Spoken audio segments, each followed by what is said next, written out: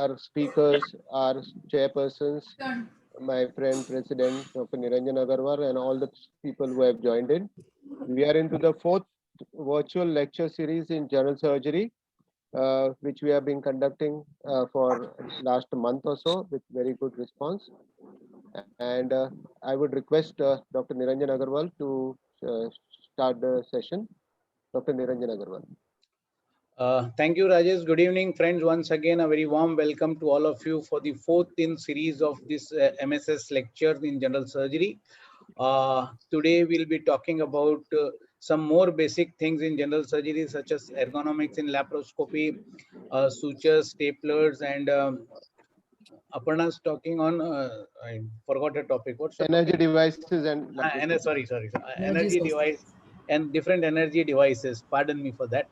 So, and to inform all of you, we already have the previous 3 lecture series uploaded on the website of MSS. So those who have missed it, your friends who must have missed it, they can visit the website. They can visit the YouTube link of not only MSS, but also Zuventus Pharma YouTube link. They can go there and hear those lectures.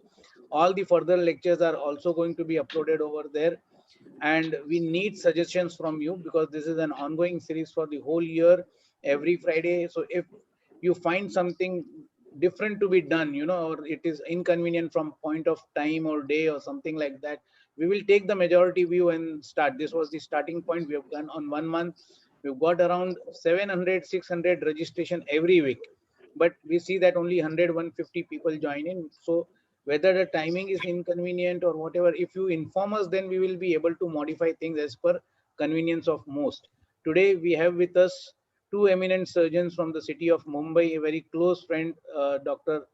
Prashant Rao and Dr. Debashish Das, to chair this session, and 3 eminent speakers from the city of Mumbai. So I will request Rajesh to introduce the 2 chairperson. First of all, welcome all of you, the speakers and the chairperson, and thank you for obliging us at a very short duration and preparing your talk for us. And Rajesh, please go ahead and introduce the speakers, and they will take over. And last, thank you to Juventus Pharma, who has vehemently supported us in this whole active over the full year, and they will be hosting this program for us, and they do all the necessary back-end work which is required for this program. So thank you, Juventus Pharma, once again. Rajesh, over to you. Yeah, thank you, Niranjan. 2 chairpersons, they really don't need any introduction, but as a formality, Dr. Debashish Das is a surgeon, director of Das Hospital, Chembur. He's been faculty of Ethicon Institute of Surgical Education and a wonderful friend and a good surgeon himself. Dr. Prashant Rao is a director of GI surgery and minimal access surgery global hospital. Dr. Prashant is pioneer in minimal access surgery, especially single port incision. And we know all Prashant for his skills and good academic coverage. So over to Dr. Prashant Rao and Dr. Debashish Das to introduce the speaker and start the session. Thank you. Welcome, Good dear evening friends. to all. Yeah. Good evening Sorry. to all and welcome, dear friends. All along, we think about the benefit of patients, and most of our talks and workshops are on benefit of patient. Today, we have something which will also benefit the surgeon from health point of view, from having a clean surgery and a comfortable surgery. To introduce the first speaker who will talk on that topic, I request Dr. Prashant Rao to take over. Good evening. Thanks, Dr. Das. Dr. Samir again needs no introduction. He is a professor at KM and he is the head of a unit. And he was my colleague in KM when I was there. And he later on formed the backbone of the Dr. Abhay Dalvi unit, which was at the forefront of laparoscopic training and skills in KM Hospital. And he is himself an excellent laparoscopic surgeon and a very good teacher of laparoscopy to all his students. And today he is going to talk to us on ergonomics of laparoscopic surgery. And Kusheri had said, this is something actually which we all ignore. Kusheri had said that we can cut down laparoscopic surgery timing by almost 75% if you pay attention to ergonomics. And I'm sure Samir will do a great job to tell us how to go about it. Over to you, Samir.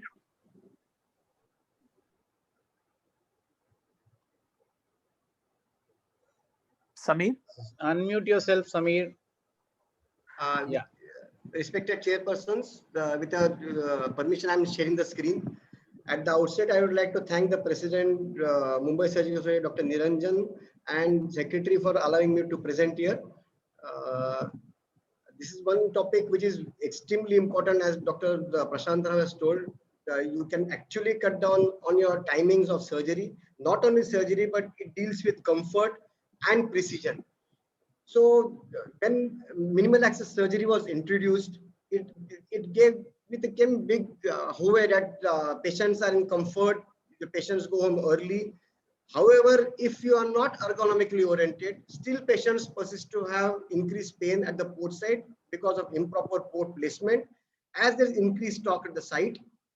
And if they are not placed at an appropriate level, there is increased intraoperative time, and there can be collateral injuries because of the placement. It is not only the patients, but the surgeons also suffer with increased physical ailments, especially a novice surgeon or a person who is having a extremely heavy laparoscopic surgical load.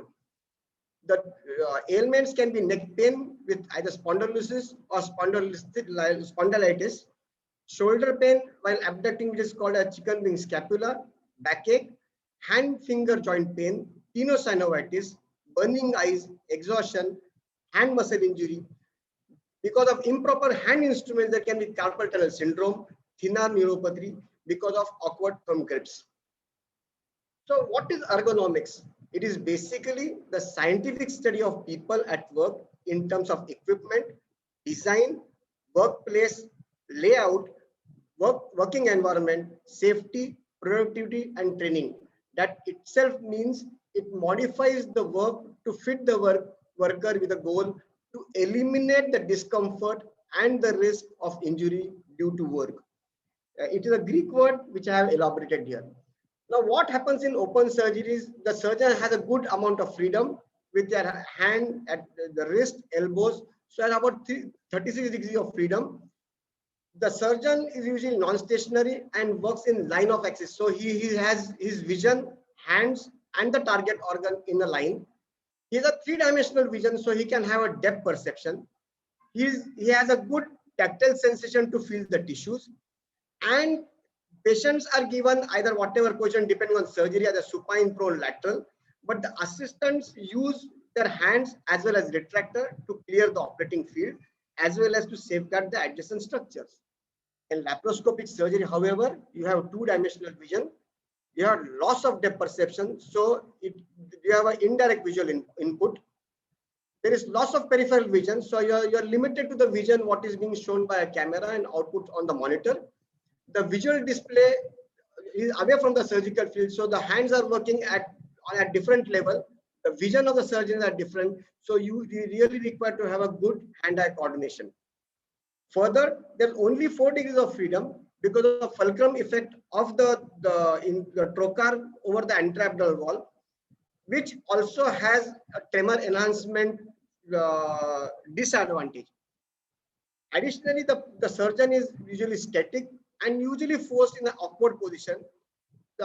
Hence, if you are doing some surgery, surgery for a long time, there's buildup of lactic acids and toxins in the muscles and tendons, and that causes insufficiency, which is increased ergonomically.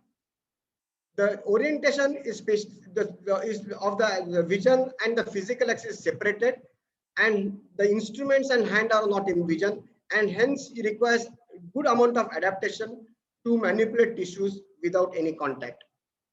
When we talk about ergonomics, when you talk about sensorial manipulations and visualization, it is indeed to know about precision, dexterity, and confidence. While when you talk about physical ergonomics, it's for comfort of the surgeon.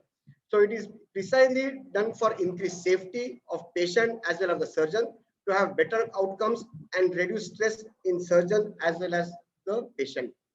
Now, a word about Hawthorne's effect. This was this study came into picture where they demonstrated that if a person or a skilled worker performs better when he knows about the subject, when he has knowledge of the subject, as well as when he's doing the target is doing under the observation and assessment. Now it works two ways. If it's for basically training, so if somebody is under training, he is going to perform better, and if he continues to do so, he may modify whatever the surgery in a method which is suitable to him to perform and provide good results. A word about positions. In open surgery, I told you we have assistant retractors. However, here we have to take use of either whatever position depending on target organ, which will keep the operating field clearer so as to protect from adjacent structures. A leg split position especially is helpful for upper abdominal central surgeries, where surgeon can stand between the legs, the camera surgeon is adjacent to him, and then he can perform those advanced surgery in a better fashion.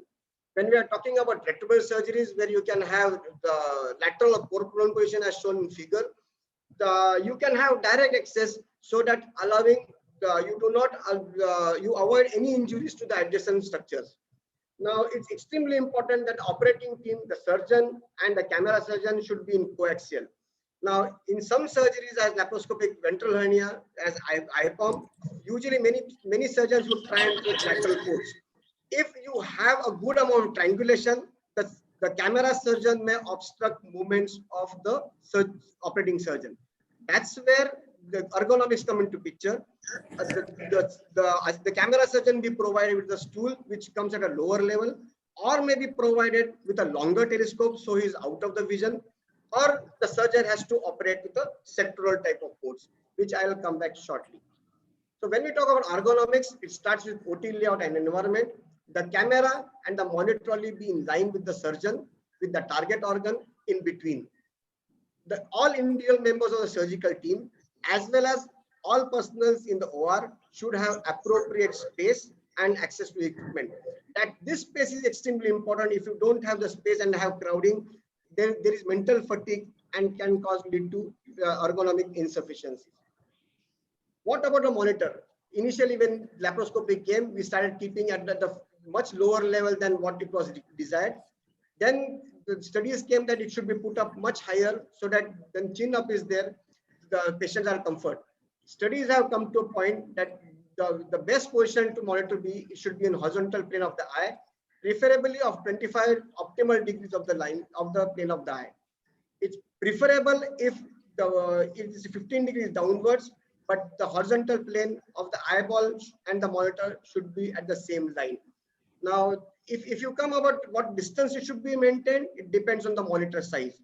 If you keep it farther, the distance, there is extensive accommodation of the eyes and contraction of the extraocular muscle leading to fatigue. If it's closer to the surgeon or to the patient, the surgeon would stare into the monitor and the details will get blurred. So it's always preferable it's kept at the optimum level. Now, if you are doing some complex surgery, it is preferable that you have a second monitor for the assistant so that he does not have more of neck movements and eye movements and does not lead to fatigue. When we talk about operation table, the operating table should be well adjusted between somewhere around 64 to 77 centimeters from the floor. Now, discomfort and operative difficulty is least when instruments are positioned at the elbow height. This should be calculated with a distended abdomen and not with a flat abdomen. So it's always preferable that table which have a center mount should be preferred, which can go below the waist of the surgeon. So when you talk about ideal position of a laparoscopic surgeon, the arms should be in slight abduction, retroversion and inward rotation of the shoulder. Elbows should have an angle of 90 to 120 degrees. Wrist should be slightly extended while grasping the instrument. The distal interphalangeal joint should be nearly extended. Metacarpophalangeal joints and proximal interphalangeal joints should be flexed to 30 to 50 degrees. Fingers abducted with thumb opposed. This is the optimum position of a working hand. And if you provide an instrument at this position, ergonomically the patient, the surgeon can perform much better than a non-ergonomic position. When most of the laparoscopic surgery, we try use lot of the energy sources, what madam is going to speak about. So electrocautery, ultrasonic shears, bipolar diathermy, they have all foot pedals and monitored by foot. So if you have poor positioning of this, they would lead to awkward position, which is unnatural. Added, there is no visual control because you are operating by foot. The pedals may get lost somewhere, and to trace them, the surgeon can get unbalanced. And if you are dealing with too many pedals, you can press some pedal which is not to be pressed and can cause injuries. So the pedal should be placed near the feet and should be aligned in the same direction of instrument or the target organ, the target quadrant, and maybe the laparoscopic monitor. So it is always preferable that surgeon do not twist or search for the pedal when he wants to do. Now, about port placement, the first port placement is extremely important, which should be placed at least 15 to 20 centimeters away from the target organ. When you want to plan the working port placement, it should depend on what is the obesity of the patient, how protuberant the abdomen will be, and how pliable the abdomen will be. So it's always preferable the working port should come in an arc pointing towards the target organ, which is about 15 to 20 centimeters away. Now, working ports can be either arranged by triangular or sectoral ports, which I will come shortly. Now, when we talk about triangulation, the working ports are on either side of the vision port, form an arc about 15 to 20 centimeters away from the target organ. When we talk about triangulation, there are some angles to be discussed. One manipulation angle, which is the angle which is made between the two instruments. Ideally, it should be somewhere between 45 to 75, the optimum being 60 degrees. Azimuth angle is an angle which is made by working port to the optical axis. So it is exactly the the triangulation, you should have a center, the vision port, and should have equal azimuth angles, which form a proper manipulation angle of 60 degrees. When we talk about elevation angle, it's angle between the working instrument and the organ, which should be 45 to 60 degrees. Now, the major advantage of having a triangular port, it is easier to dissect, easier to you can have vision from both sides, and it is always preferable if you are trying to do intracorporeal suturing and knotting, which becomes much convenient. However, I'm just going to show a video. When you're having a manipulation angle of 60 degrees, it's always preferable to have azimuth angle which is equal, and it is not always that the anatomy or the pathology would permit you always a good elevation angle. So if you have if you want the operating time to be shorter and a good quality performance, the preferable is manipulation angle, and the elevation angle should be about 60. However, if the anatomy doesn't allow you to have so, you can have a similar time of manipulation angle at that level. So you see this video where you can see the elevation angle is not even 25 degrees as for the ultrasonic shear. However, the left hand brings the tissue up and tries to get a better elevation angle so that you can have ergonomic advantage in dissect tissue. Now, if the manipulation angle is somewhere above 75 degrees to about 90 degrees, you have excessive workload on deltoid as well as trapezius of the extracorporeal limbs, and hence the surgeon who is going to get fatigued early and would have problems. So what comes the major advantage, the disadvantage of triangular port is the camera surgeon and the surgeon are very near. So at times one of the limb of the operating surgeon crosses over the optical port, that is the camera surgeon, and at times the movement can get hindered. So a way out is a sectoral vision, where the vision comes from one side and working ports are on only one side rather than bilateral. But important, nearly similar angles. Manipulation angle preferably between two should be at least 45 to 75. Elevation angle preferably should be at least 60 degrees. Now it's really difficult for beginners because you require a good level of hand-eye coordination, because the vision is coming from one side and you have to literally anticipate what is coming from the other side. While doing suturing and knotting, yes, people are adapted doing good amount of suturing, but you require to have to and fro motions rather than going around motions. What you will see going around, you require to and fro motions of these both hands to have a good knotting. Depth perception becomes a little difficult at times because one port is near, other port is difficult. And if you are trying to do for advanced cases, you may turn on to sectoral vision at times for an important step to have ergonomic suture at that place. But it's always prefer you have triangulation.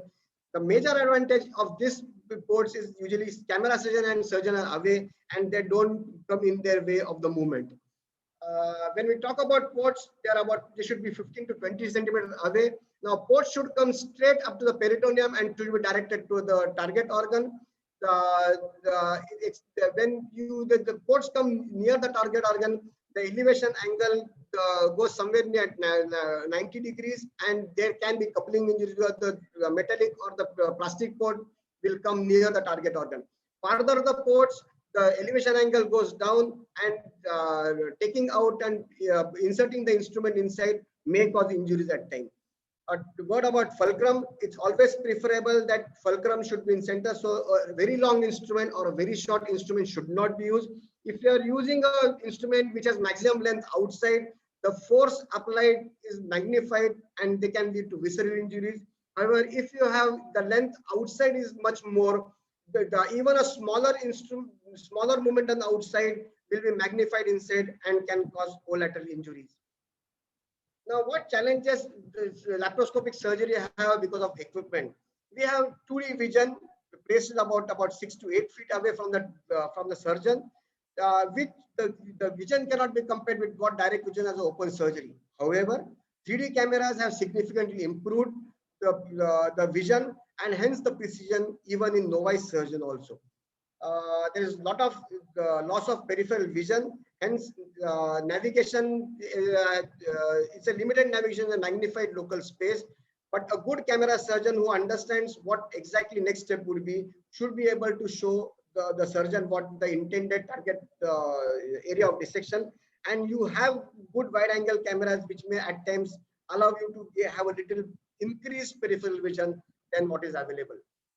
Laparoscopic instruments, they give only 4 degrees of vision, rotation, up and down angulation, in and out movements. If you can increase the degree of freedom, it can improve dexterity by a factor of 1.5.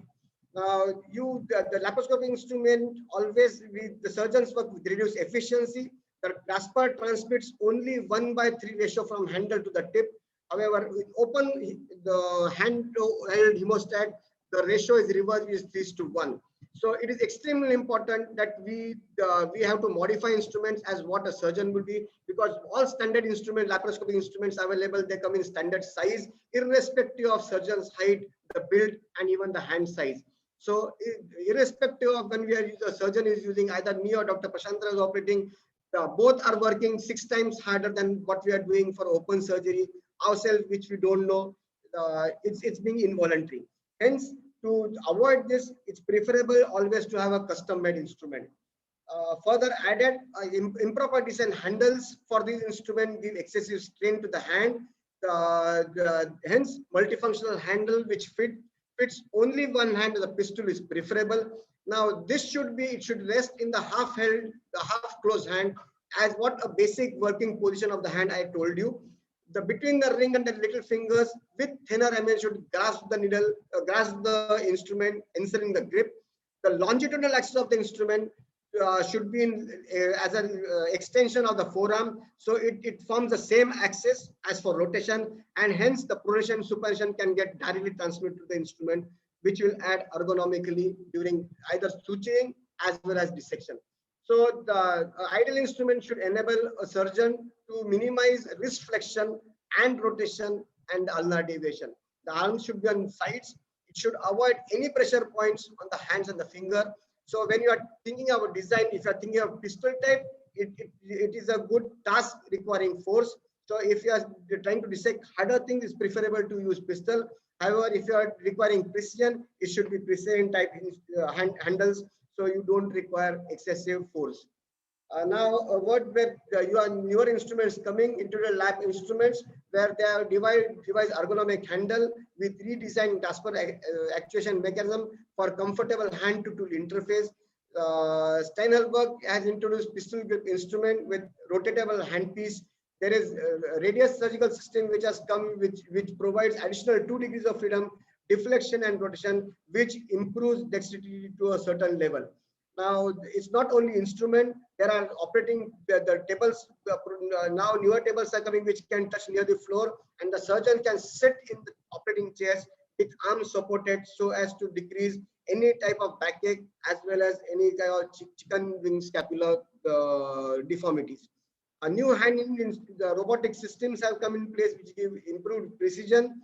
They have articulate tips, and that's why improves strangulation and hence the dissection.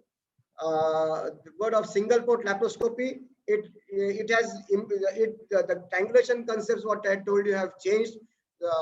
However, the instruments cross over each other. They are counterintuitive. However, you require a good precision to understand what is single laparoscopy. So you may require to use bend or articulating instruments. You may require magnetic anchorage guidance system, or you may require steerable endoscopes. You may require the angles with the endoscopes. We can change angles while operating. So the single port laparoscopy still becomes a further challenge because you lose all your triangulations. Robotic surgery, yes, it gives a better the 7 degrees of freedom. So you have many angles you can work on. You can access deeper areas as the retroperitoneum and esophagus in a much comfortable way. Allows port placement in a shorter arc, what I told about 15 to 20 centimeters away. You can go much shorter arc, and that's how you decrease your instrument interface. So how would you get better ergonomically while doing laparoscopic surgery? Preferable place monitor at least in a 25-degree optimal plane of the eye. It's preferable at least 15 degrees lower than eye, so that chin is maintained, the neck is maintained, and the surgeon does not get stressed. The OT table should be as lower as possible, so that the arms are always slightly abducted, retroverted, and inward rotated at the shoulder, and the elbows bent at 90 to 120 degrees. I'm sorry for that, 120 degrees. Surgeons need to move in between surgery and loosen their hands intermittently. If you're talking about vision and depth perception, it's preferable you have a good optical system which provides 10 to 15 degrees of magnification. Placement of ports should be ergonomic. You try and place at the proper place, and so after putting a vision port, try and assess how retractile a gallbladder would be because of the lever, what the adhesions, and then try and put close rather than marking the ports before and then going inside. Preferably, if possible, if you are doing some advanced surgery for longer time, try and have custom-made handles and instruments so that they do not cause excessive pressure points and the surgeon do not suffer with carpal tunnel or even thinner neuropathies. And it's always preferable that all surgeons try and do shoulder girdle exercises and upper limb exercises to strengthen these muscles, because finally, if you are fit, you can perform much better. Thank you. Thank you, Samir. Thank you very much for a really extensive talk about the different ways we can take care of our health. Only one point I would like to add is that even your foot paddle, where you place your energy source or your whichever energy source you are using, if you have a foot paddle, even placement of that is important, because otherwise you can sprain your ankle and have a problem. Thank you, Samir. Yes. Our next speaker is Das, if there are any questions in the chat box, please take it. There's only one question, which is actually appreciation, but there's one question which says very nice and lucid, Dr. Samir. That's not a question, that's an appreciation from Dr. Yogesh Mehta. Thank you. Wants to ask questions, please put it in the chat box or in the question answer box, and we will forward it to the speaker. Our next speaker is a very close friend of mine. Thank you, Samir.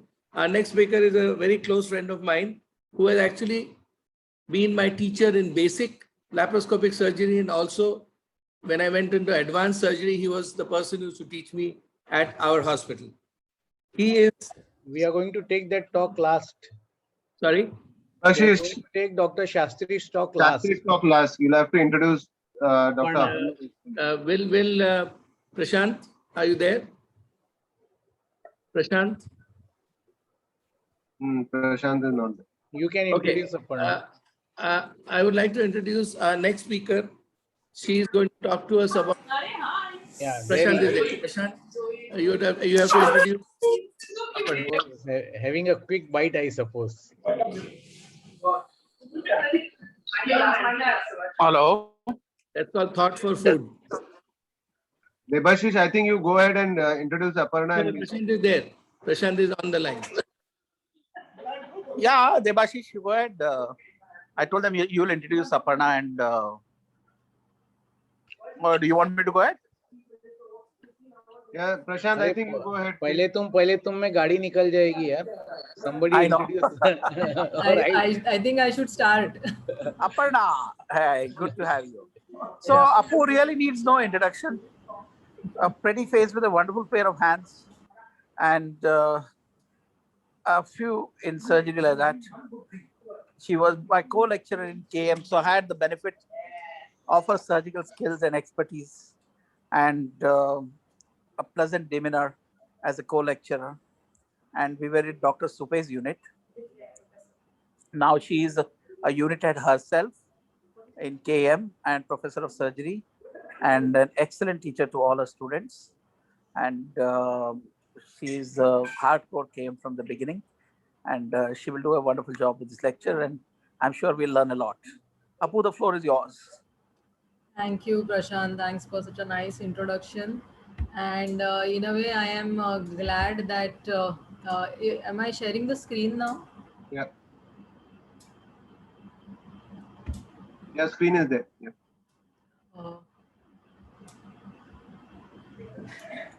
We can see the screen well, You yeah. can see the presentation? Yes, yes. Okay. We can see the first slide, yeah. Okay, good. I'm glad that my talk has been shifted up, because this is one topic which is so drab that I was worried that the attendance would be zero by the time I'm done with the talk. So thank you for upgrading me in the order. And I'm going to talk on energy sources in surgery, which will apply Aparna, to even open- Dr. Supe is attending your talk. Huh? Oh, thank you so much, sir. I hope I'm able to do justice to the topic. So, energy sources in surgery, and basically, I have given this talk multiple times in Amasi, in IAGS, and this is one topic where I find myself reading about it for nearly a full day prior to giving the talk, because in spite of the number of times that you talk about it, there are certain principles that you still somehow do not get the hang of. And this time I was in fact surprised. I went to textbooks of surgery and I found that as such this is not part of the syllabus. So I think we should definitely, it's good that this topic is being now discussed extensively, especially because of the advance of laparoscopic surgery, but this should become part of the syllabus of all general surgery residency program. So in this talk, I am going to cover some points about the usage of electrocautery, monopolar and bipolar, argon plasma coagulation, vessel sealing systems, and ultrasonic devices. It is a vast topic, and I'm trying to cover the basic points in this talk. The prerequisites for any surgeon is a thorough understanding of the basic surgical techniques and the tissue handling, which is a given. So most surgeons understand that this is what they have to train for when they are undergoing their training. In addition to this, I feel a knowledge of basic working of the energy source that you're using is mandatory.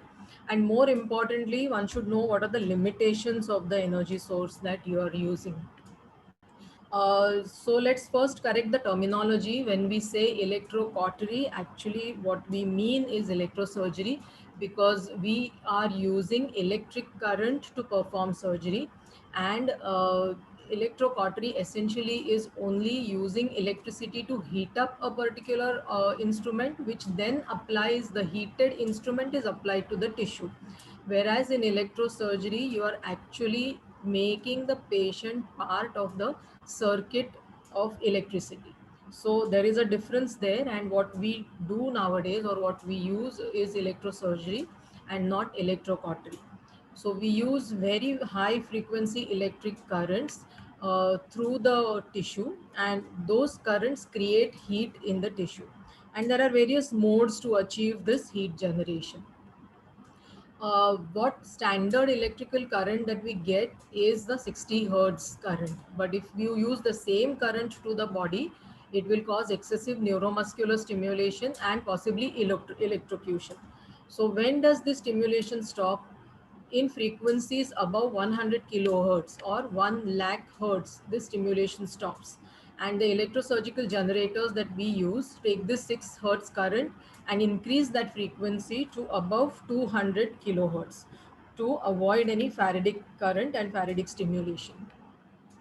There are just two basic axioms for safe electrosurgery. One is that we remember that electricity always flows to the ground. And secondly, that electricity follows path of least resistance. There are a few definitions or terminologies that I think we should just run through very quickly, because though they are too much of physics, but they are something that will help us in understanding how we use our equipment. So the current is the moving electrons that move in a stream, and the path that they take is called a circuit. So suppose you have a wire lying around and there are atoms in that and electrons in that. Those electrons form the current, and the strength of the current is the amount of electrons or charges that pass per unit of time through a particular point. Now, if this wire is lying around, will it be able to generate electrical current?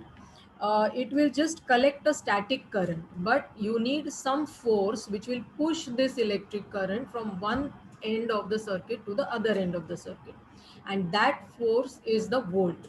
Volt is the measure of the electromagnetic force which is required for pushing the electrons along in the stream. To produce sparking to the tissue from a metal electrode, which is what essentially we do in electrosurgery, a minimum of 200 volts is necessary. Any voltage less than that will not cut tissue, and the length of and the intensity of sparks generated increase in proportion to the volts. So ideal voltages for electrosurgery ranges from 200 to 500 volts. Higher the voltage, there can be carbonization. The resistance of the tissue, or the resistance, is the measure of the conduction of the tissue to which this electricity is applied.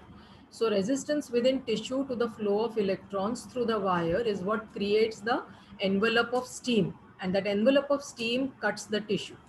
So resistance is what the tissue offers to the electrical current that you apply, and that is where the heat generation or the power output takes place.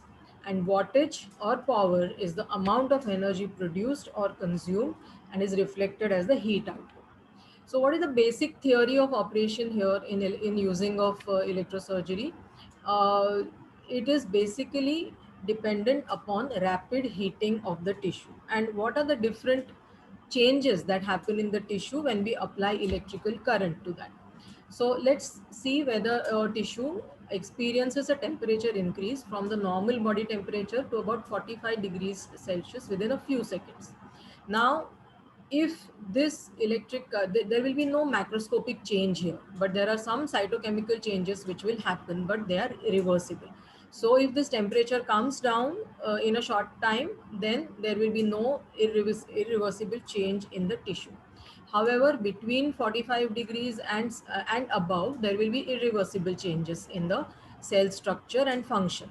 So between 45 and 60 degrees, the proteins in the cell lose their configuration and they solidify into something like a egg white. This process is coagulation. Now further increasing the temperature to 100 degrees will cause drying of tissue, which is called desiccation. And if the temperature is increased beyond 100 degrees, the solid contents of the tissue will be reduced to carbon, and this process is called as carbonization. The tissue damage will depend not only on the temperature, but also on the amount of time that you are exposing it to the heat. So this coagulation will happen if the heat is applied slowly over a period of time and the temperature goes from 45 to 60 to 100 and over. So this is what is desiccation or coagulation.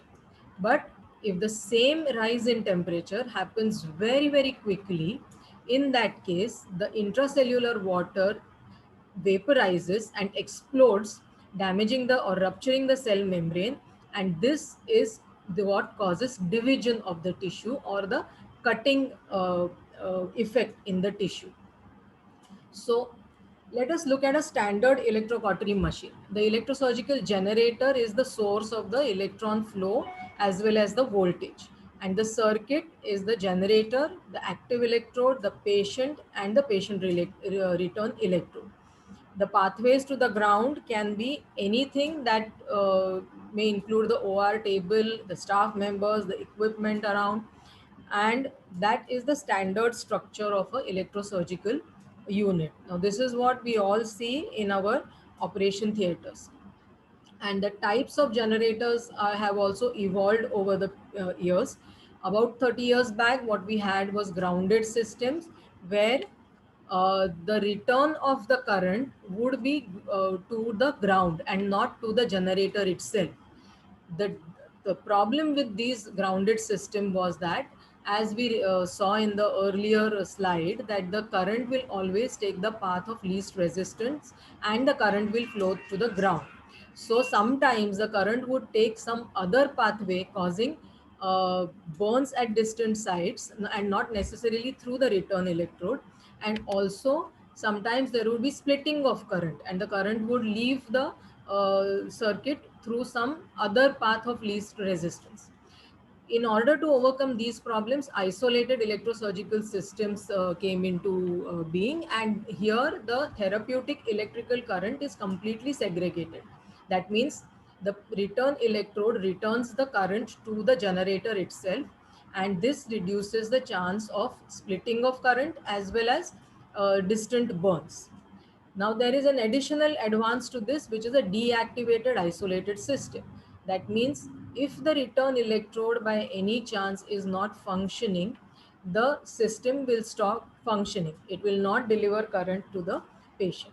And then there is, in the recent times, we have the return electrode monitoring system where the heat accumulation and the current density at the patient plate or the return electrode is continuously monitored, and audible alarms are given if there is any problem with the return electrode monitor. So that is the evolution of the types of generators of the machines. Now we all talk about the active electrode, which is the electrode which applies current into the operative field, and the patient return electrode, which is applied somewhere onto the patient's body. It is not an inactive or a passive electrode. It is an equally active electrode, is what is something very important for all of us to know. And the role of that electrode is to collect and return the current safely from the patient. So what is necessary to be known is that the placement of this return electrode should be as near the active electrode as possible, and the area of application of this return electrode has to be wide, because the same current which is applied to the patient at the operative site is collected by this return electrode. And if the smaller the area of application, the higher the current density and higher chances of heat production and burn injury. Therefore, nowadays the minimum requirement is about 10 square centimeters, about 10 by 10 area has to area of application has to be there. Also important is the site of application. Many a times we find that somewhere the patient plate is put on the calf or somewhere where it is away from the surgical field, but it has to be a well vascularized and muscular area which should not have any of the factors which will increase resistance. For example, lot of hair, adipose tissue, irregular body contours, previous surgical scars, and it has to be as close to the active electrode as is possible. So this is the dispersion electrode which will take the current back to the machine. So let us come to the types of electrocautery. We have monopolar and we have bipolar. In the monopolar current, we use it for either coagulation, which could be non-contact, which is fulguration or spray coagulation, and contact, which is desiccation. And the second aspect that we use monopolar is for pure non-contact cutting or blended modes to be used. And the second is the bipolar variety. So the noticeable difference here is the method in which the electrical current enters and leaves the tissue. In the monopolar mode, the current flows from the active electrode, that means whatever instrument that you are using to operate, into the surgical site. It spreads through the body and returns to the large dispersive electrode on the skin. And the high current density, which is there in the vicinity of the active electrode, it achieves the desired effect of cutting or coagulation. And by the time it comes to the dispersive electrode, because of its wide area of application, the current density reduces significantly, causing no tissue damage. In the bipolar mode, the current flows only through the tissue held between the two forceps of the electrodes. So essentially, in the monopolar mode, the entire patient is part of your circuit, whereas in the bipolar mode, only the tissue that you hold between the two tips of the forceps is part of your electrical circuit. And the primary use of bipolar mode is for coagulation. Uh, Again, in the monopolar mode, you either touch the tissue directly with the active electrode, or you hold it a few millimeters above the tissue. When the electrode is held above the tissue, the electric current bridges the air gap by creating an electric discharge arc. And the sparks and the increase in temperature because of this is what will cause the effect of cutting in the tissue. And when you touch the electrode actively to the tissue, the current flows from the electrode into the tissue without forming any arc. And whatever finally tissue effects are taking place are because of the waveforms that are being used for that particular mode. For example, cutting, it happens primarily with a continuous waveform, whereas in coagulation, there's a series of waveforms with intermittent areas of rest. So one chooses the waveform depending upon what action one wants. So basically one chooses what mode we want. The waveform is already programmed in the generator. So the various tissue effects depend upon the waveform, as we just now saw, the intensity of the current, the size of the electrode, the power setting, the time of exposure, electrode manipulation, whether on the surface or near the surface, the type of tissue, and HR formation. Now, of all these various factors, only these three are ones which can be actively manipulated by the surgeon. So the size of the electrode, the time of exposure, and the electrode manipulation. The contact area between the active electrode and tissue. The smaller the contact area, the higher the current density, and the more rapid the heating of the tissue that will take place. And the time of activity. So the longer you put your foot on the pedal, the longer amount of time the current will be given to the patient. So what we discussed earlier is the waveform. So here you can see that in a pure cut mode, you have a continuous waveform. Okay, now this is a pure cut variety where the voltage is low. Because of the continuous current, the current intensity is quite high, and therefore even with the low voltage, this achieves very rapid heating of tissue and the desired action. In the coagulation, what you have is 94% of the time there is a rest, and only 6% of the time the voltage, the current is on. And the three blend forms are between the pure cut and the coagulation modes.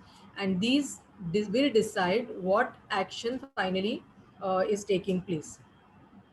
So for the cutting mode, you have a continuous flow of current. There is a rapid temperature rise with explosive vaporization, and there is a minimal lateral thermal spread. There is less depth of necrosis, and actually these are the modes which are being used in laparoscopic surgery increasingly.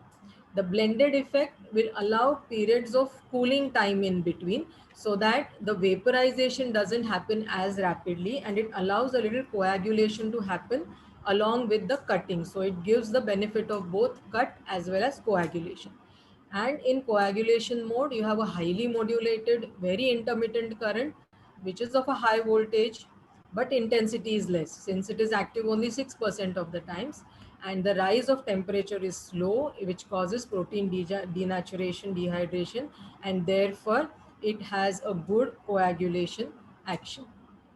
You can either have desiccation, which is drying up of the tissue with slow heating, bubbling, or you can have fulguration, where like in a cutting mode, the electrode is just off the surface, and it is the spark that crosses the bridge between the electrode and the tissue is what creates the heat and causes superficial coagulation. If continued for too long, it may cause deeper necrosis. So what are the advantages of monopolar? It has a versatile application. We have both cutting as well as coagulating modes. It is very fast and effective. But at the same time, you are transferring electricity to the patient's body. There's a large separation of the two electrodes. So because the active electrode and the return electrode are far away, a large power setting is required to overcome this difference. And that is the reason the power setting in monopolar is high. In bipolar cautery, again, the only the tissue held between the forceps is part of the electrical current, and there is no need to have a return electrode for a bipolar only procedure. There is a low power setting is required. There is no transfer of current, and the lateral spread is limited. If there are any issues like pacemaker in the body, bipolar current does not cause problem with that because it does not travel into the patient's body. Now, what are the complications of monopolar cautery? Now, these are largely applied to laparoscopic surgery, but in open surgery as well, we always take care that when we are touching a particular instrument, particular tissue, no other instrument is in touch with the coagulating instrument. So there are basic techniques in open surgery are well established. In laparoscopy, one has to be very careful that the instrument insulation is not defective, because that may cause direct and unwanted contact of the instrument with, say, a telescope or any second instrument, causing to transfer of current with direct coupling. Sometimes because of this instrument insulation problems, there can be leakage of current, and this current might suddenly take the path of least resistance, which can be and invariably is a small bowel which is in the vicinity of your operative field, and may cause holes into the small bowel which manifest only 4 or 5 days after the surgery. And the other problem with monopolar is capacitative coupling. That means there is a leak of current which is stored in some other capacitor or in some other instrument, and which can be released in an area which is out of your vision. This especially happens when two conductors are separated by a non-conductor. So if you're using a metal instrument and a metal cannula with an intermittent plastic reducer, then the current may jump from the instrument to the outer metal cannula and can discharge that current somewhere else, which may cause injuries to other organs. So these are the problems that especially are relevant for laparoscopic surgery, and one has to be very careful with your instrumentation. Instruments have to be very properly cleaned, and any defect has to be identified. And basic safety steps that are part of laparoscopic surgery should be adhered to. That means the entire metal part has to be under vision.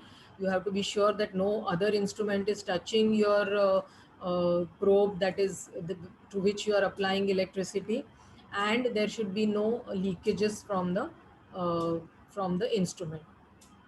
In bipolar, there can be local rise of temperature, and if you have not dissected the tissue properly, you can land up having a blind cauterization of unwanted areas, which should definitely not be done. And because the intensity of current is lower, longer duration of application is required. Because of that and HR formation, the tines of the forceps usually stick together, and that is a big problem with bipolar. You repeatedly require cleaning of the instrument, and that takes much longer time of surgery.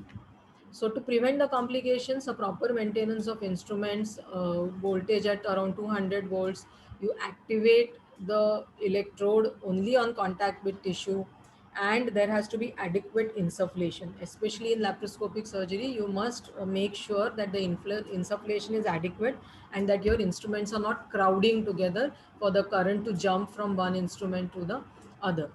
So now we have the newer machines which will automatically limit your duration of activation, and they will stop energy delivery when the impedance rises. That means when you've achieved the required result, the current flow will stop. They will switch off automatically if low frequency currents are generated. And there will be a continuous return electrode impedance monitoring that we had discussed already. Comparison between monopolar and bipolar, I think we have discussed this quite a lot. So I will go ahead with a couple of slides on argon enhanced electrosurgery. Now, argon is an inert non-reactive gas which is heavier than air, and a stream of ionized gas in a beam-like fashion is discharged towards the tissue, and an electrode in the center of this beam gives charge to this argon beam, which then has the desired effect on the tissue, which will coagulate, it disperses blood. There is less smoke in argon enhanced coagulation or argon plasma coagulation, and the visualization is much better. So it is essentially a central electrode, which can be anything like a tungsten wire, which is surrounded by a sheath through which the argon beam is directed, and towards the tip, as soon as the argon beam comes to the tip, electrical current is passed through the electrode, which creates the argon plasma, which in turn hits the tissue and causes superficial coagulation, necrosis and coagulation. We now, since argon plasma is not very commonly and vastly used, it has very limited role that way in general surgery. We will come to high frequency bipolar vessel sealing, which is currently the technology to work with. So basically, this is again very high frequency electrosurgery, which applies a new method of electrical power. These systems use a very high frequency current and use both mechanical pressure on the tissues as well as transfer of electrical energy to create a fusion between the tissues. It creates a reliable and consistent vessel wall fusion. There is minimal lateral spread. It reduces charring and sticking, and the vessel seal is as effective as a mechanical ligature. Uh, there are intelligent computer feedback controlled systems. They signal when the fusion is achieved and stops the delivery of energy after the tissue dries. It continuously assesses the resistance at the onset as well as throughout the process to modulate energy delivery, and it can seal vessels up to 7 millimeter diameter in a single generator activation. It essentially uses low voltage and high amperage generator, and this generator sends initially a diagnostical impulse that enables it to determine what is the resistance of the tissue held in the forceps. It then applies electrical charge adapted to that tissue. In this energy is delivered in pulses. It is not a continuous energy delivery. It is delivered sequentially, and at every level, the machine will assess the impedance and accordingly will change the amount of energy given to the tissue. Because of this, there is neither excessive or lower cauterization, and the energy that is used is much lower than with other systems, so there isn't much diffusion of heat away from the area of application. It is effect is confined to the target tissue. There is less smoke, less adherence to the instrument, which is the real bother with the standard bipolar instrument. It has multifunction use, and it is excellent in cases where extensive tie ligation is needed. There are of course limitations that the current passes through the blades, hence complete approximation is necessary. It is a bipolar device, and unless both the tips are approximating well, the current will not flow. If you inadvertently use the knife before coagulation, that will be catastrophic. Hence, a good practice of using that equipment is mandatory. And the 10-second activation has to be followed by a 30-second cooling time. So patience is required to use all this technology. And it is in practice for more than 4 millimeter vessels. It may not be that ideal. And now I come to the last of the devices, and that is the ultrasonic device, the ultrasonic dissector, which we use extensively. Again, the generator creates electrical energy, but the electrical energy is not transferred to the patient. That is the major difference between electrosurgery and ultrasonic dissector. This electrical energy is given to the transducer, which is a piezoelectric crystal in the handpiece. This crystal sets in motion, and the mechanical energy that is created by this transducer is delivered to the hand instrument.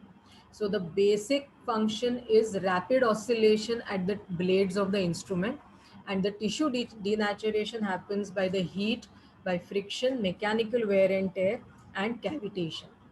There is no current transmission to the patient, and coagulation can be performed close to sensitive tissues. The temperature reached is lower, 80 degree. However, if you use it for longer time, definitely the temperature rises above 100 degrees.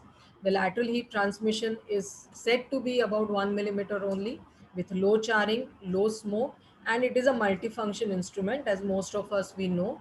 Very nice to dissect, coagulate, and cut. The drawbacks are cavitation effect can happen on direct contact, and heat production is excessive, as I said, if used for longer time. And if your active blade, by mistake, you touch any important organ, it can cause catastrophic burns or bleeding. Insufficient activation will allow improper usage of this. You should not have a prolonged activation. No need for excess traction, and if you don't completely hold the vessel, you may land up with bleeding. There are other advances which we are already now we have reached this monopolar and bipolar usage in the same hand instrument, and harmonic and vessel sealing in the single generator, which most of us are now already using, and other modalities like microwave coagulation and tissue seal monopolar cautery with saline irrigation, which we are awaiting. I'm sure there will be more recent advances, because every time you prepare something, there is something new in the market.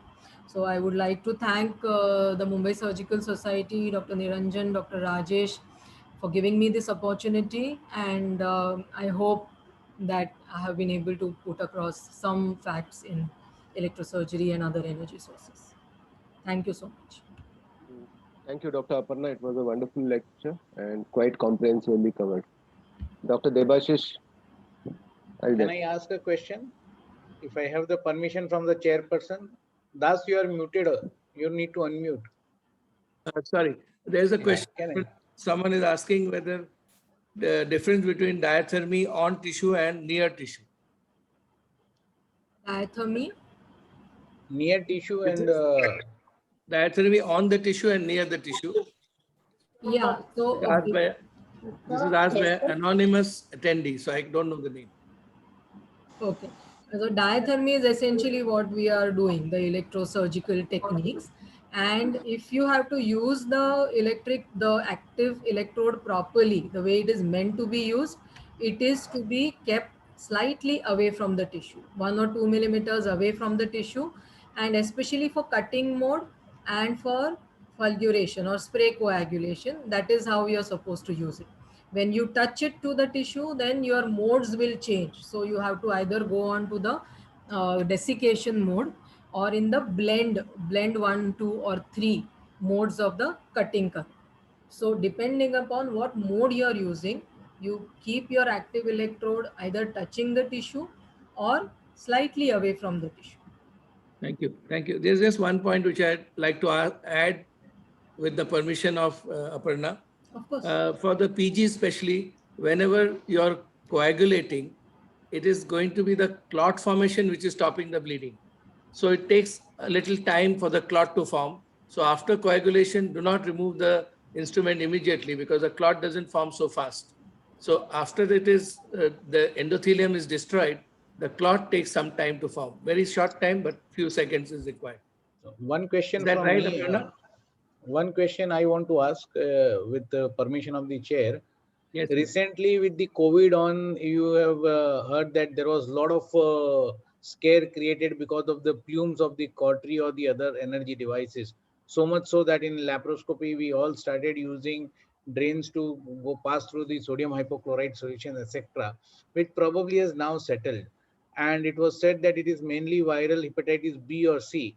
But have you ever seen any surgeon getting infected with hepatitis B or C because of the cautery plumes? I don't think so, but I will tell you that there is a lot of research on the smoke of cautery, and it has viral particles, it has carcinogenic elements and toxins, and it is recommended now that we should use smoke evacuation systems. Though in practice, I haven't, seen, of course, it's very hard to correlate because you wouldn't get so much of viral load to get hepatitis B, I presume. But it is advisable to use smoke evacuation even normally, even in the non-COVID times. That is the current recommendation actually. So Aparna, is COVID getting spreaded by the cautery plumes? COVID? Any are surgeons getting COVID because of the cautery plumes? I think if your mask is not in place, you can get anything. Okay. uh, Aparna, Yeah. regarding the cautery fumes, we have been using a smoke evacuator regularly. Besides the smoke not affecting us, it also makes us feel very clear, and the fogging of the camera does not happen Yes. more often. So that also is an advantage. Yeah. Thank you very much, Aparna, for your crisp and good talk. Now I come to the last speaker of today, a very close friend of mine, he is the Senior Director of Medical Affairs, Johnson Johnson Medical, and he is Dr. Satya Anand Shastri. Satya was my teacher. We call him Satya. Satya was my teacher for basic laparoscopic surgery 25 years back. And then about a decade back, he started teaching me advanced surgery. It is a great loss for the surgeons of Mumbai to have lost him to Johnson Johnson, but he is doing a lot of research work and excellent speaker and a great teacher. Over to Shastri. Thank you very much, sir. Good evening, everyone. And I know it's very late. It's 10:10 in the night. And I suppose I have to be able to regale you for the next 40 minutes or 30 minutes. I'm going to speak about sutures and staplers in surgery. And I'm going to cover it in 3 buckets: tissue healing when sutures interact with them in skin, fascia, bowel, and vessels. One thing you need to know about human tissue is that it is biphasic in nature, which means it contains elastic elements as well as fluid elements. And that's what gives tissue viscoelasticity. Some tissues are more viscoelastic and some are less. Bone, for example, has almost no viscoelasticity, and arteries of young patients, young people, are very, very viscoelastic. Bowel is viscoelastic as well, and so is lung. Whenever you're suturing skin and subdermal tissue, I'm going to come to all the sutures, but there's some important principles. It depends upon the meshwork of vessels. The best tissue to suture is where the meshwork of vessels is a horizontal membrane. You can take sutures quite comfortably there. But the muscle layer, the fat layer, and the superficial layer below, all of which have got vertical meshwork, tight sutures will actually cause superficial skin necrosis. So that's a good principle to know for skin. For abdominal wall, we need to know what is the critical wound healing time. And as you can see, at 2 months, we get between 60 to 80%. But at the end of 1 month, we get 50% of the original strength of the abdomen. And that basically can resist strain of about 250 millimeters of mercury, which basically correlates with coughing, sneezing, lifting weights, getting up from the floor from a squatting position, etc. So we don't need to return to normal work at the end of 1 year because your wound strength is getting closer to 90%. An important thing is, if you have excessive inflammation whenever you suture or tie a ligature on any tissue, the body responds with a hasty collagen deposit. And that's a weaker and much lower tensile strength of collagen, which is type 3. And as the inflammation goes down, the type 1 collagen, which is very strong, and when it cross-links, it can actually support the wound without a suture or staple, forms. So basically, less injury, less inflammation, the quicker you will get type 1 tissue. And in any inflammatory cycle, it's the fibroblasts which are extremely important because these actually lay down the collagen. They're the ones that produce it. They don't come in at the time of injury, which is at the time of surgery, but they come in about a day and a half later. And they will not come in if there's too much of inflammation. So if you've retracted very heavily, you've used too much of energy devices, you've sutured too tight, the fibroblasts will take that time. And when they do come, they'll produce the much weaker collagen. When you're suturing intestine, remember that there are many forces that are working against you. There are some distractive forces that's very high in the esophagus and in the lower rectum because you've got strong longitudinal muscle there. And of course, you've got radial forces, which has got gas, fluid, peristaltic waves, bacteria, ileus, etc. And the only thing that's holding the two ends of bowel together is your suture for that critical wound healing time. Blood vessels are very peculiar. Collagen is really our friend. Once you compress collagen, it's going to remain in that shape. It doesn't have any memory. But elastin, though it's a very valuable extracellular protein, tries to come back to normal. And all vessels have got a combination of collagen and elastin. And so you have to be able to tie the ligature tight enough, not only to overcome the systolic blood pressure, but also to overcome the force of elastin. Systolic blood pressure after surgery can go up to 130 or 140 millimeters of mercury, but it is this elastin pressure that can take that pressure up to 600 or 700 millimeters of mercury. And that's the reason why, because we haven't accounted for that during our tie, we can get reactionary hemorrhage. Another important thing is the approach to vessels. A 90-degree approach is always better, because if you tie a vessel or staple a vessel at an angle, you're going to get a much bigger lumen, and that will actually make the burst pressure much lower. You need a burst pressure equivalent of anything above 800 millimeters of mercury. To repeat, less inflammation means quicker fibroblast entry into the wound, quicker deposition of collagen, and quicker return. And in the scale of wound healing, you'll find that day 3 is the critical threshold, especially when you're doing a bowel anastomosis. Because if you analyze any bowel, if you take bowel and suture it together and take the sutures out and see how quickly they dissipate, you'll find that by day 3, there's almost no strength, because all the collagen has not yet formed. But from day 3 onwards, it becomes stronger and stronger and stronger till it reaches something like normal.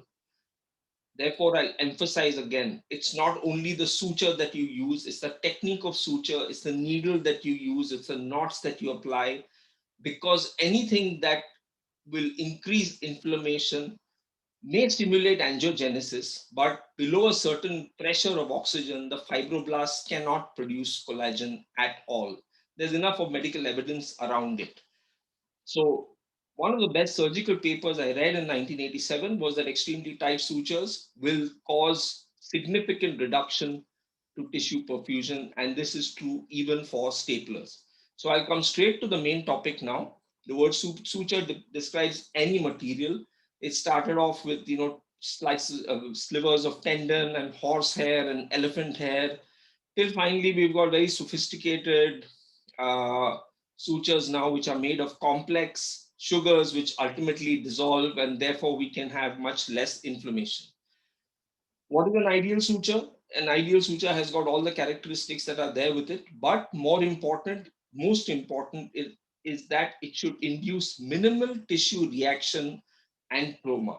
There is no ideal suture, because you need different sutures to be able to account for the different wound healing times. As I mentioned, the fascia requires 28 days to get 50% of its strength. Bowel requires 7 days to get 50% of its strength. So different sutures are used for different purposes.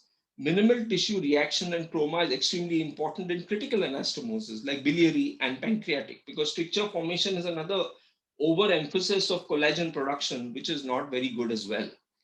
The absorption rate is very, very important. And it's also important as to how it is absorbed. Hydrolysis and enzymatic processes are two different methods of absorption. Hydrolysis, for example, is like a sugar. You dissolve it. Most of the absorbable sutures that you see today are complex sugars, and therefore they will elicit a very, very, very, very low reaction. The next is the tensile strength. How much can it actually hold on to while it is dissolving? As you can see, coated Vicryl, for example, retains its tensile strength, 75% of it for 2 weeks and 50% of it for 3 weeks. This basically means that you can't use it for fascia closure, because fascia closure, as we saw before, require 4 to 6 weeks to be able to get at least 50% of its strength. So using Vicryl there may not be really the best thing. There are many types of sutures which are available, and this is a range of sutures which is there. Plain gut and chromic cut are still used, but because they require phagocytosis and enzymatic reaction to remove them, the inflammation that you get is far too much. And as we saw in the earlier slides, if you have a high amount of inflammation, what you'll basically have is a slower ingress of fibroblasts, an earlier deposition of a weak collagen, and a much later deposition of a strong collagen. So the wound dehiscence chances, whatever the wound are, is much, much higher. Of course, plain cut and chromic cut have got some great properties. One of them being that they absorb water. So when you tie it, the knot becomes very, very secure. Silk is often counted as a non-absorbable suture, but it's actually silkworm cocoon protein, and it will be enzymatically dissolved over a long period of time, and it will be phagocytosed as well. There are some sutures which are monofilament, and there are some sutures which are multifilament. There are some sutures which are multifilament and coated, like the Vicryl that you see there. They're coated with a smooth, even though they're braided, they're coated on top of it so that it behaves like a monofilament. The difference between the two groups is that monofilament sutures have got very little coefficient of friction. That is, they smoothly slip through the tissue and cause very little injury. But the flip side of it is that monofilament sutures are very difficult to knot. Their knotting strength, knotting capacity, and resistance to breakage of knots, to slippage of knots is very, very low. Braided sutures, on the other hand, are excellent because a braided suture of the same diameter as a monofilament suture is much stronger. It has got a higher coefficient of friction and it will drag through the wound and cause inflammation, but it's got excellent knotting properties, as all of you may have experienced with linen and silk. One important thing about a knot, and for those of you who fly kites, the manja always breaks wherever there's a knot which accidentally comes onto the manja. And this study actually shows that. If a straight suture without a knot has got 100% tensile strength, the standard surgical knot will reduce that strength by 42%. So you're getting only 58% and you're weakening that strength. The best knots to apply are self-locking knots. And examples of self-locking knots are Roeder's knot. All of us know it. We use it in laparoscopic surgery, but we rarely use it to start off a continuous suture. An Aberdeen knot is another self-locking knot. And the third self-locking knot is called a blood knot. And we do use it actually when you start the abdominal wall closure at one end and come to the middle, and then start at the pubic symphysis and come to the middle and tie the two threads together. That kind of technique is called a blood knot. It's extremely strong, and it is a type of self-locking knot as well. The Roeder and Meltzer knot are more or less the same. And I mentioned the third knot, which is the blood knot. Vicryl is everybody's favorite. It's a complex sugar. It's called polyglactin. It's coated with hydrophobic substance so that it stays in the tissue for some length of time. And both these, glycolic acid, lactic acid, and polyglactin, can ultimately be dissolved by hydrolysis. As I mentioned, it's strength retention, 50% strength retention at 21 days. It's good if you're using a muscle splitting incision, like an open appendicectomy. It's good if you're using a small facial incision closure, like a laparoscopic 10 millimeter size wound. And it's good if you're using a transverse incision, like a Fallenstein for pelvic surgery or gynecological surgery. But for midline incisions and paramedian, it really won't help because the number of days that the fascia requires to get back to normal strength is much more. It's got a predictable absorption time and it's got minimal tissue reaction, as is seen in the two photographs. Chromic catgut is, if you examine a wound that has got chromic catgut long after it's lost its tensile strength, say 6 months down the line, you still find pieces of that protein in the wound under the microscope. So the chromic catgut has not been completely taken away, but it's lost all its tensile strength. So it's really not a great suture, though it is used very often and in many places all around the world. As I mentioned, Vicryl is braided, so it's very, very strong. It's completely absorbable, so there's no foreign body left. Because it's braided, it's got a reasonable coefficient of friction, so you can tie 4 throws and get good knots. But if you start with a self-locking knot and end with an Aberdeen knot, it's really, really excellent. And you do get monofilament Vicryl as well, but it's only for ophthalmic operations. If there's one great suture that I would say that could be called an ideal suture, it is PDS, but it is not. There's no ideal suture, but it is the closest that they could be. It has got fantastic wound support for a long period of time. So abdominal wall fascia can be effortlessly closed with it. It's got great tensile strength, 50% of tensile strength retention at 28 days, which is the critical wound healing period for um, abdominal wall. It has a minimum amount of tissue reaction. It is monofilament, so it's very smooth. It's got a very low coefficient of friction. And in fact, just like Prolene, which is a non-absorbable suture, it's the amount of reaction, inflammatory reaction, is almost absent. It's got a very high initial wound strength. It's got prolonged wound support, and it's got great handling characteristics. However, when you're tying knots with PDS, use the standard monofilament knots that have been prescribed to get good knot security. Because it's monofilament, it's got a low coefficient of friction, and it doesn't have the flexibility of Prolene. Prolene is monofilament, but when you put a little bit of tension on it, the cross section of Prolene will turn from a proper circle to an oblong ovoid and then spring back into a circle. So the knot is very firm. But with this, you're better off to start with a self-locking knot and end with an Aberdeen knot, or use a loop suture to be able to close the wound. Something that could replace monocryl, catgut, is monocryl. It's a synthetic absorbable suture. It's called polyglycaprone, and it is sort of almost a clone of chromic catgut, and it is good for subcutaneous or subcuticular sutures, but the mass of the suture will disappear in 91 to 119 days. But its wound support actually is very short, so it's good only for subdermal tissue. It can be used for some bowel anastomosis, but it's not as flexible and pliable as catgut, because catgut absorbs fluid. It's quite stiff, so the little threads, the little suture bits that come out after the knot are stiff, and it can hurt tissue that is around it. But it's very compatible with tissue. It's got a very minimal tissue reaction, almost comparable to PDS. PDS is much lower, but of course it's much, much, much lower than chromic catgut.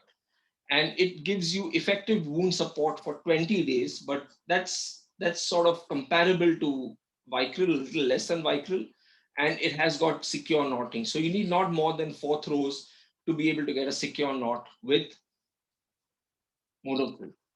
But you use a suture with a needle. And what is the ideal characteristic of a surgical needle? So we don't actually look into all this, but let me correlate it with what we started off with. How do you reduce the amount of inflammation that you deliver to the tissue at the time you're taking sutures to it? It all depends on the needle tip. A true taper cut has got a 12:1 ratio. And as you can see, that makes a big difference to the way the needle actually goes through the tissue. And if the needle goes through the tissue with this 12:1 ratio, then you'll find that the amount of inflammation that is generated is so much lower that the healing process of the wound will be that much better. All that I mentioned about knots and starting off with a self-locking knot or with a loop suture and ending with an Aberdeen knot can all be obviated if you use a knotless tissue control device, or as is commonly called, barbed sutures. These barbed sutures are not barbs that have been stuck onto the suture, but the suture which has been cut in its core to be able to get these spiral barbs around it. And as each one clicks into place, it gives you the advantage of taking interrupted sutures in a continuous fashion. They're extremely useful in laparoscopic surgery because you really don't need an assistant to follow you as you're moving along. And more importantly, it gives you the same strength and security as an equivalent non-barbed suture. You get them in PDS, with the plus coating on it as well. With that, I've concluded on sutures, and I'm going to come to intestinal healing and stapling. The staple has to take care of both the breaking strength and the bursting strength. When the breaking strength and bursting strength of intestine is as was before you did the anastomosis, that's when the staple has done its job. For that, we need to know why tissue behaves in a certain way when you staple it. You cannot staple anything, not even your paper stapler, unless you compress the paper, because the staples have to come out, they have to hit a pocket, they have to form into a B, and then hold that tissue, staple, paper, whatever is together. So we have to study what happens to tissue when you compress it. Generally, if you compress it and wait for some period of time, something happens to tissue that allows the tissue to respond. But we need to know how much we need to compress by, what should be the force, how long we need to wait. Professor Morita from Japan actually did this study, but the basis of this study was something a little different. There are two different ways in which you can compress tissue. If you look at this little knife edge on top, you can compress tissue in this manner by advancing the knife forward. That's how the tissue gets compressed. This is called focal compression. Or you can, or you can compress the tissue agnostic of the knife. The knife stays in place and the instrument backloads into an anvil at the back to give you what is called parallel compression. And you can hold that compression and then advance the knife.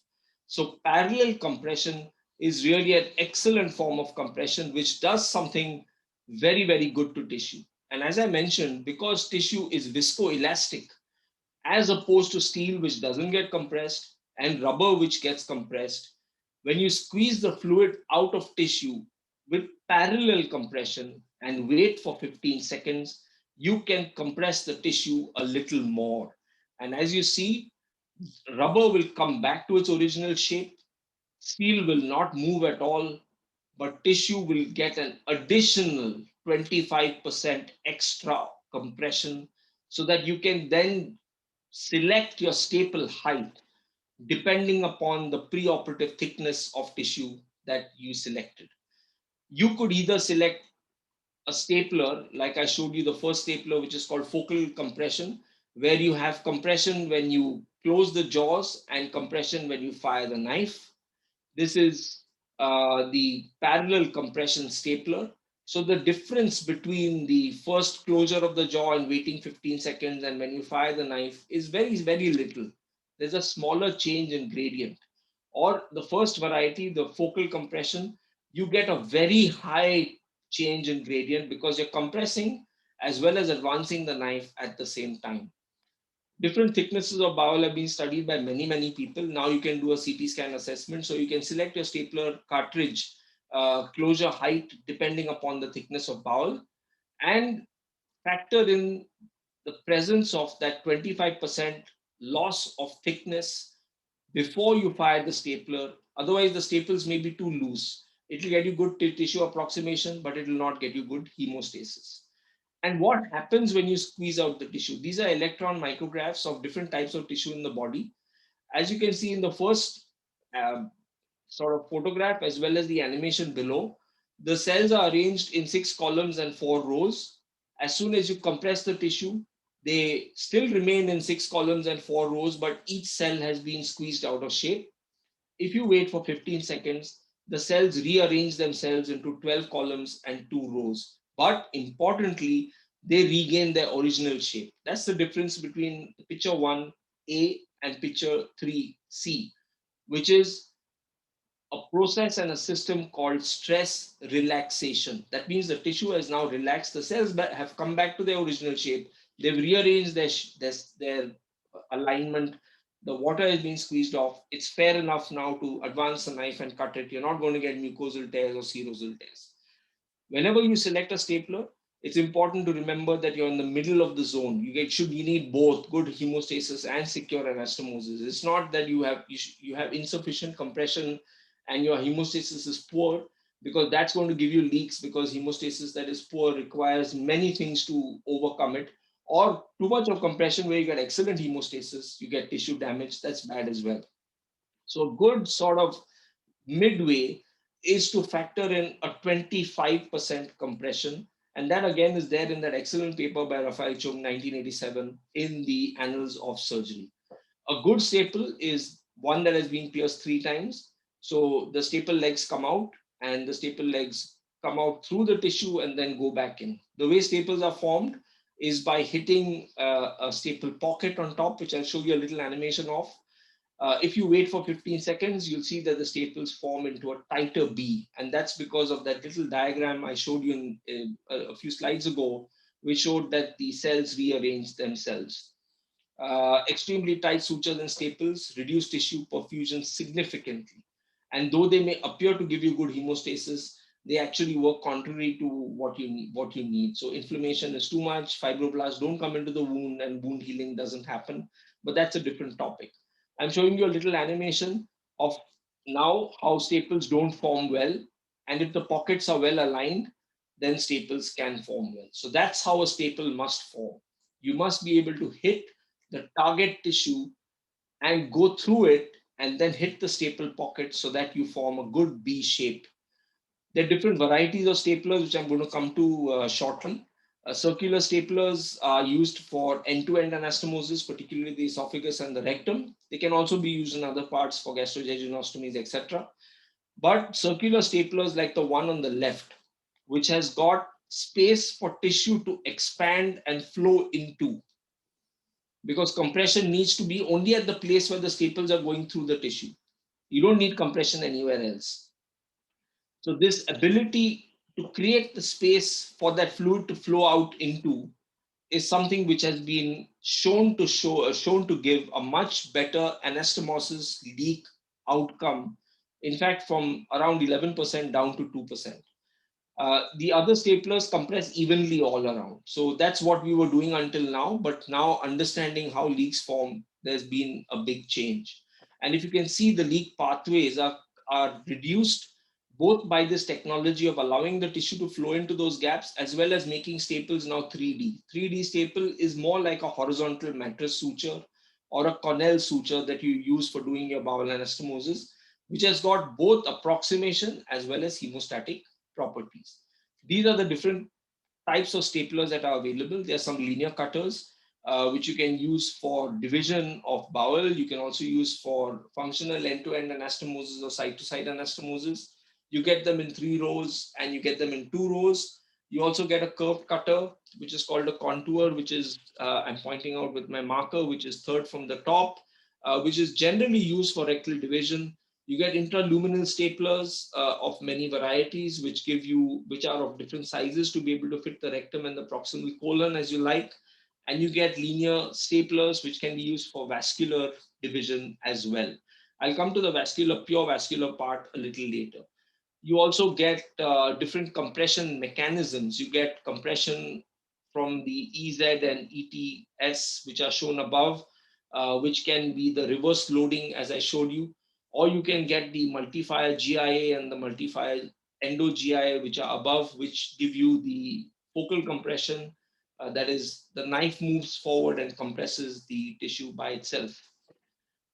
The technical terms of the compression method is mentioned in all these staplers, but basically the difference between whatever is mentioned on the left, that is pivot clamp aided by cam mechanism, and proximal preload pedestal and gap setting pad, are parallel compression mechanisms. The 2 jaws come together parallelly. And scissor-like closure is a focal compression, which ultimately becomes parallel because the 2 jaws come together, but the way the tissue approximates in it is more like a V shape. You get different cartridges that you can put in. You get cartridge lengths of 30 millimeters, 60 millimeters. Different companies have got codes for the staple height. It's important for you as a surgeon to be able to use the appropriate staple height to get good hemostasis and compression, not to make it too loose and not to make it too light. All staples across all companies are made from titanium alloy. It's called annealed titanium alloy, which is extremely strong and which can withstand all the forces that the bowel throws at it. And the forces the bowel throws at it, I showed you a little graph before, but it's roughly between 30 and 40 millimeters of mercury, unless there's an obstruction. If there's an obstruction, the pressure in the bowel can go up to 250 or 300 millimeters of mercury, which no suture or staple can actually overcome.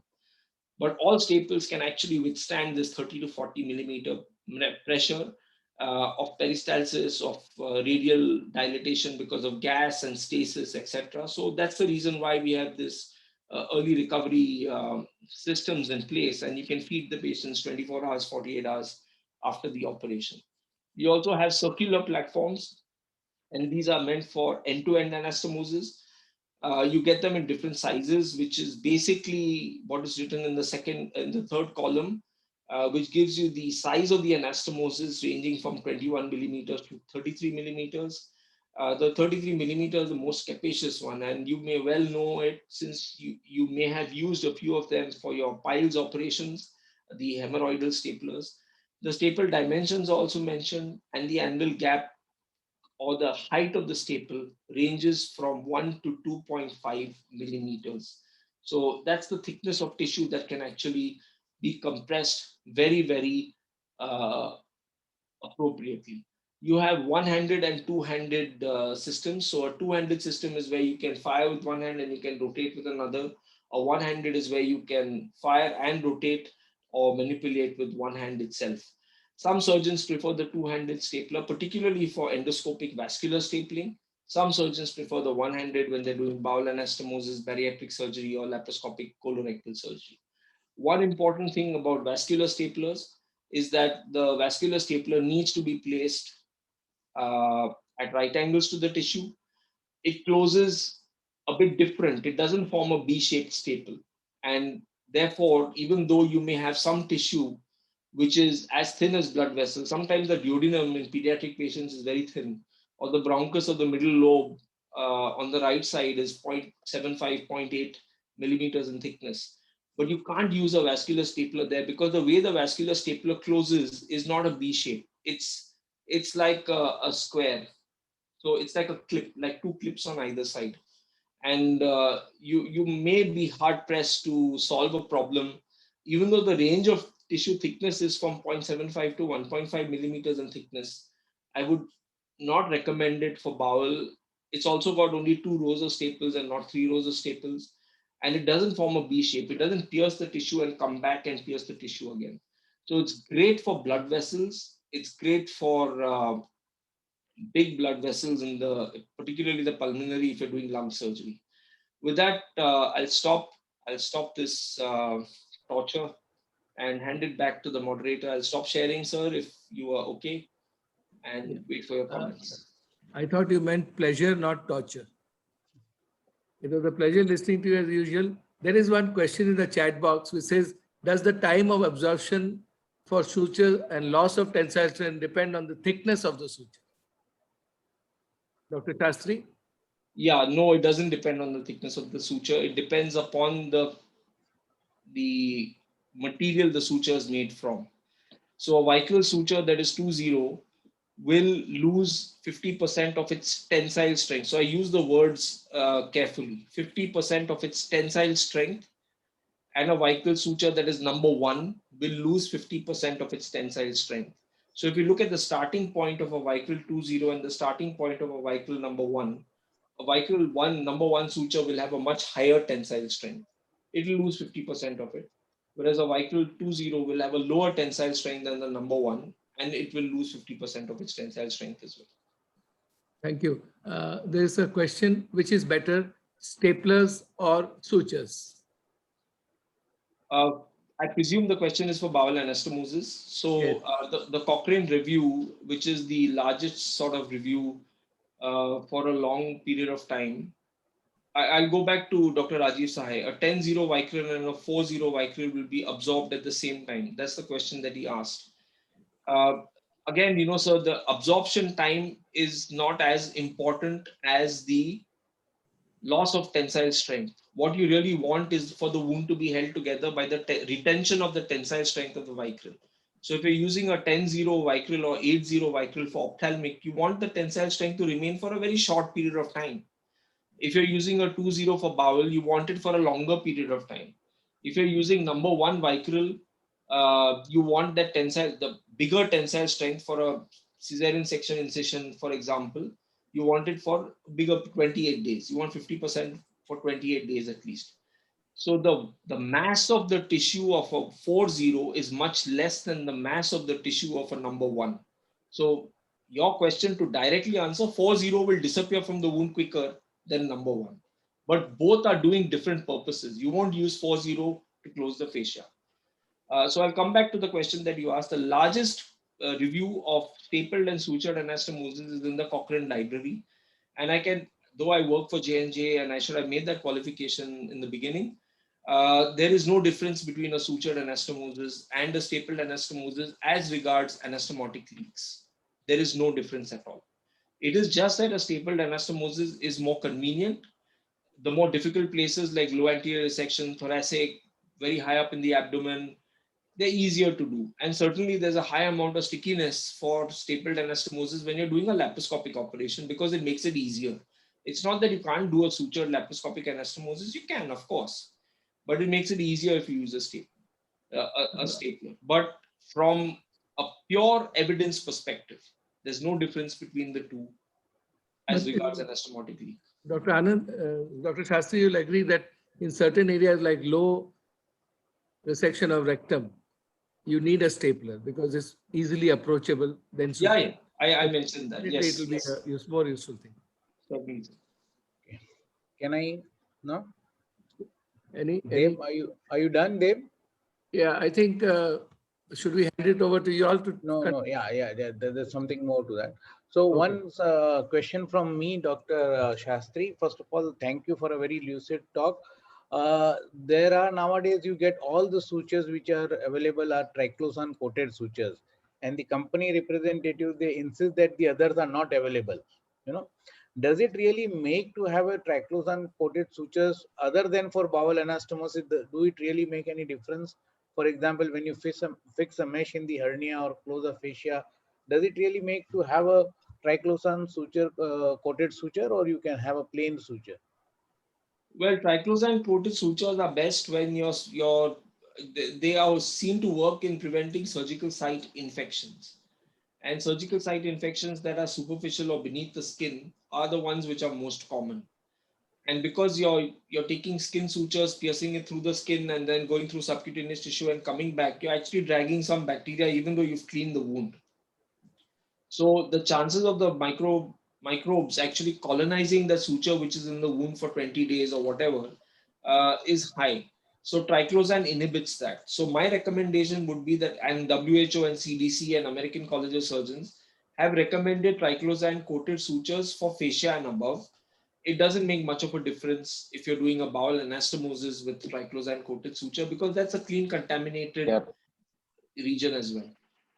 Okay, we have with us now Dr. Abhay Dalvi, who is the president of ASI, and we are obliged by your presence, sir. We also had Dr. Avinash Supe and Dr. Vinay Bandale, senior surgeons from Mumbai Surgical Society, and our teachers who have logged in today.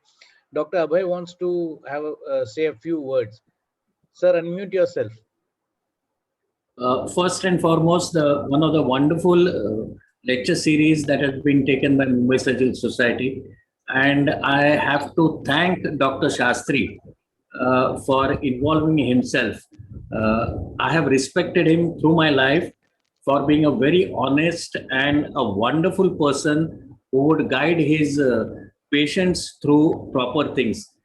One thing I have heard his lecture completely. He's answered almost all questions with authority, irrespective of the fact where he belongs to.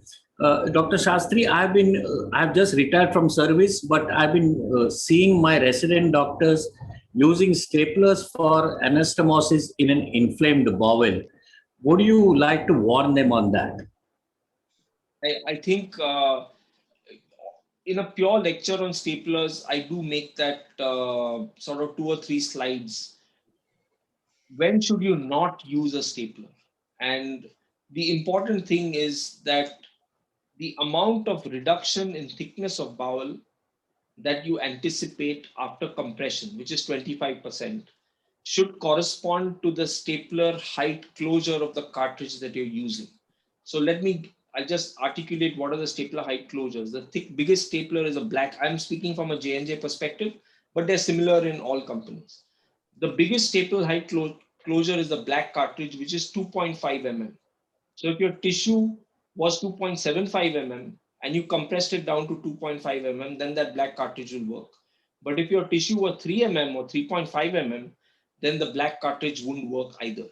Or the blue cartridge certainly wouldn't work at 1.5 mm, or the gold cartridge at 1.75, and the green cartridge at 2 mm. So the question that you asked, Dr. Dalvi, if the bowel is extremely inflamed, I would strongly recommend not using a stapler and preferring your judgment of doing a hand-sewn anastomosis or closure. Thank you, Dr. Shastri, because I think this has to go down. There is nobody supervising the residents who are doing emergency. Staplers are free in municipal corporation or government hospitals, and they're being used judiciously with the following leaks. Yes. I have to congratulate Mumbai Surgical Society that Dr. Sai from Delhi has joined to hear these talks. Valuable talks by Dr. Rege, Dr. Deshpande, and obviously Shastri, whom I love and respect so much. Thank you so much. Yeah, thank you, sir. Thank you, sir. Thank you, Dr. Shastri, Dr. Debashish, Dr. Aparna Deshpande, Dr. Naresh, Prashant Rao, and I'll ask Niranjan to conclude and give thanks to everybody. So thank you, friend, once again for logging in with us and making our efforts fruitful. I get encouraged when people like our own professors log in and hear us this program and then encourages us further. I would still say if there are any corrections to be needed, please inform us. We are more open to suggestions, and see to it that this program percolates to not only the general surgeons practicing, but also to the PGs and also to some UGs who may like to hear general surgery lectures, so that it benefits them in their exams also.